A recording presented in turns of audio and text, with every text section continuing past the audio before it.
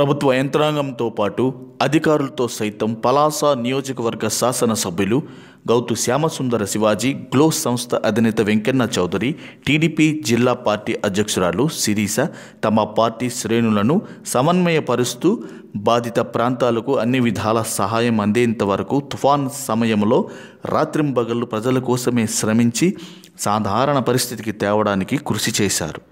ఈ క్రమంలో ప్రభుత్వం బాధితులకు పరిహారం చెల్లించే దాంట్లో అవకతవకలను సరిచేసేందుకు కలెక్టర్ను, ముఖ్యమంత్రిని కలిసి పరిహారం అందరికీ అందేలా కృషి చేస్తామన్నారు మన నాయకులు.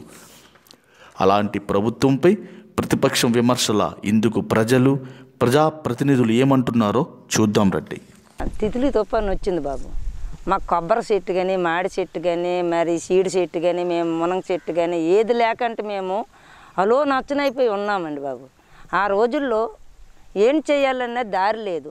ఆవులు చచ్చిపోతామనుకున్నాము, మనుషులు చచ్చిపోతామని అనుకున్నాము.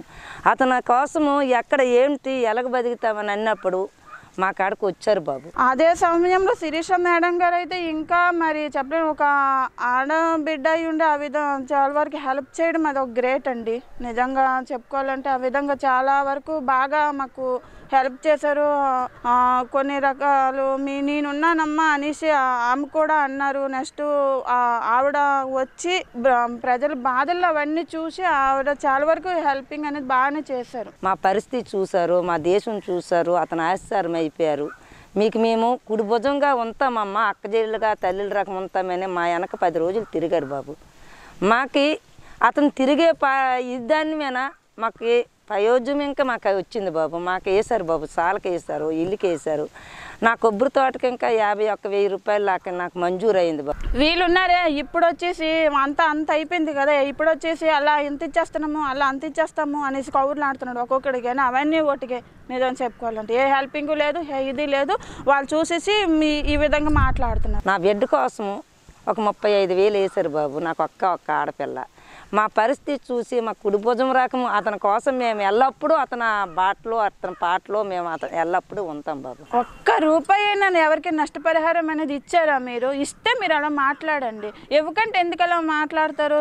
నష్టపరిహారం మాత్రం చంద్రబాబు నాయుడు గారు ఇచ్చారు. మీకు నష్టపరిహారం గురించి మీకు ఇప్పుడు ఏంటి అవసరం అనేది? మీరేమైనా ఇస్తారా? మీరేమైనా బాధలు పట్టించుకున్నారా?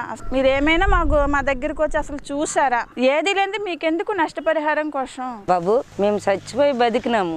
మా కోసం ఆలోచించకాడ 3 మాసాల తర్వాత వైఎస్ జగన్ వచ్చారు. మీకు ఏమైనా న్యాయమేనా? మేము చచ్చిపోయినామో బతికినామని నీవు పాదయాత్ర చేసావు, ఇప్పుడు వస్తే మాకు ఏం సుఖము? ఎక్కడెక్కడి నుంచో వచ్చారండి సహాయం చేయడానికి మా పలాసాకి.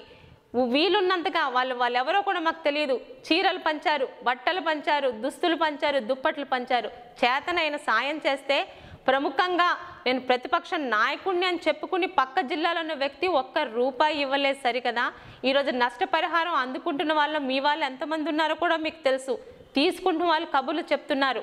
అందరి జాతకాలు బయటకు వస్తాయండి. 2-3 రోజుల్లోని లిస్టు రాగానే ప్రతి పంచాయతీ ప్రతి గ్రామంలో పెడతాం. ఎంతమంది ఈరోజు నష్టపరిహారం తీసుకుని కూడా విమర్శలు చేస్తున్నారు. అందరి జాతకాలు బయటకు వస్తాయి. చెప్పాం కదా, మీరు చేసే ఈరోజు అసత్యపు విమర్శల్లో ఒక్కటి కూడా నిజం లేదు. అటువంటి మరొక విమర్శ ఇటువంటిదని మేము పట్టించుకోవట్లేదండి.